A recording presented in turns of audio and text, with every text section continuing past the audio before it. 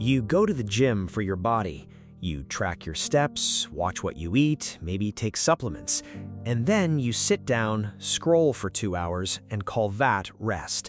That is not rest. That is atrophy. Your brain is not a passive organ. It is a use-it-or-lose-it system, and most people are losing it quietly, one unstimulating day at a time. The research is clear. The brain responds to challenge the same way muscle responds to resistance. No challenge, no adaptation. No adaptation, and the default trajectory takes over. Here are 5 exercises backed by neuroscience. Not puzzles from an app, not generic advice. Specific interventions with documented mechanisms, and the reason most people never stick with any of them. Chapter 1. The 5 exercises. Exercise 1. Dual N-back training. This is one of the most cognitively demanding exercises you can do without leaving your chair. Dual N-back is a working memory task in which you are presented with 2 simultaneous streams of information, typically a sequence of positions on a grid and a sequence of spoken letters, and you must identify when the current item matches the one presented 2 steps back, or 3, or 4 as difficulty increases.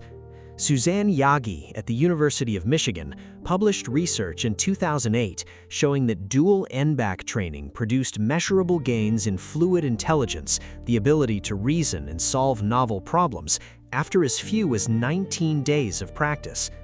The mechanism, it forces your prefrontal cortex and parietal regions to maintain, update, and manipulate information simultaneously.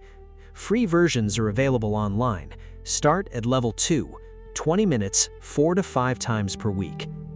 Exercise 2, learning a musical instrument. Not listening to music, playing it.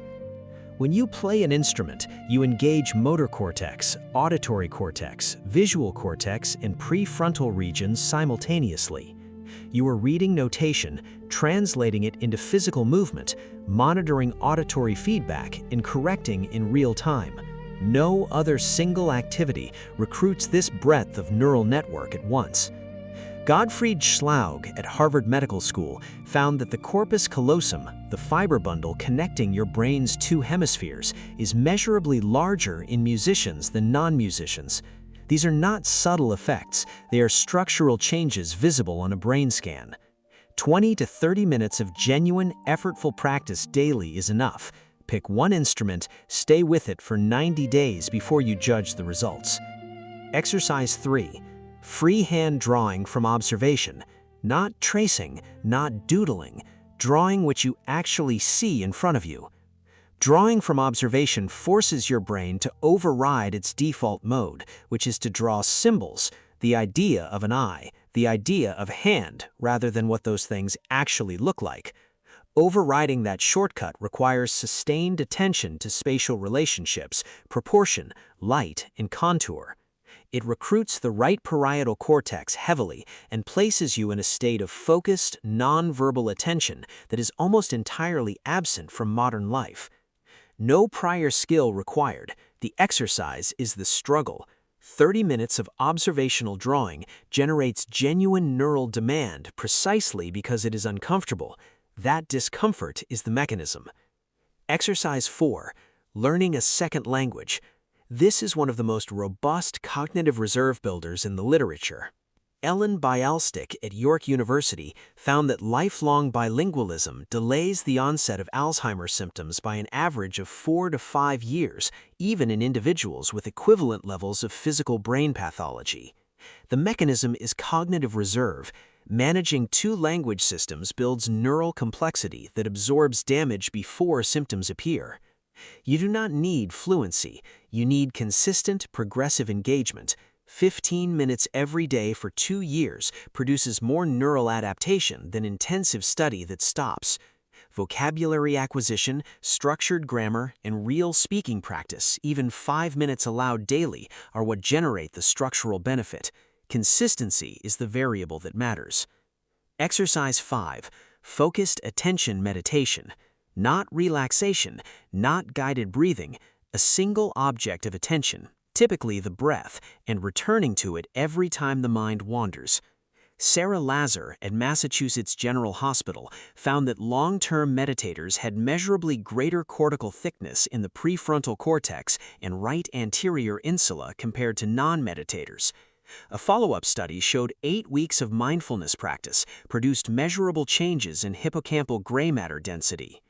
Every time you notice your mind has wandered and you return it to the breath, you are performing a repetition. The neural circuits governing attention are being trained directly. 10 minutes daily is enough to generate measurable change within 8 weeks. Not background meditation, not a podcast about meditation, the actual practice. Chapter 2. Why Most Brain Training Fails. You have probably tried something on this list before. Most people have, and most people stopped. Here is why. The brain adapts to challenge, and once it adapts, the challenge disappears. The activity that was once difficult becomes familiar. Familiar activity does not drive neuroplasticity. It maintains it at best. This is why commercial brain training apps plateau so quickly. They are designed for engagement, not progressive overload. The solution is the same principle that governs physical training: progressive difficulty. Increase the N-back level when 2-back becomes automatic. Move from simple chords to complex arrangements. Draw more challenging subjects. Add speaking to your language practice. Extend your meditation sits. The brain needs to remain at the edge of its current capacity. Comfort is the enemy of adaptation. If it feels easy, it is not working. Chapter 3. How to Start Without Overwhelming Yourself. Pick 1. Not 5, 1. The research on behavior change, particularly B.J. Fogg at Stanford, consistently shows that starting smaller than feels necessary is what drives long-term consistency. The goal is not to feel productive today. The goal is to still be doing it in 6 months. Attach it to an existing anchor. Dual N-back after your morning coffee. 10 minutes of instrument practice before dinner. Language study while breakfast brews. Observational drawing on your lunch break. Meditation before your phone leaves the nightstand. Do it for 30 days before you evaluate it. The brain does not reveal its adaptations on a schedule you can feel in the first week. What you are building is invisible before it is not, and by the time it becomes visible, the habit is already formed. Here's your challenge. Choose one exercise from this list right now. Then open your calendar and block 15 minutes for it tomorrow. A specific time, a specific place. You are not committing to a new identity, you are committing to 15 minutes. The identity follows the behavior, not the other way around. Your brain is not declining because aging is unstoppable. It is declining because challenge is optional, and most people opt out without realizing they've made a choice. 5 exercises, all of them hard, all of them proven. The discomfort you feel doing any of them is not a sign that something is wrong. It is the signal that something is working. If this is the kind of content you want more of, subscribe.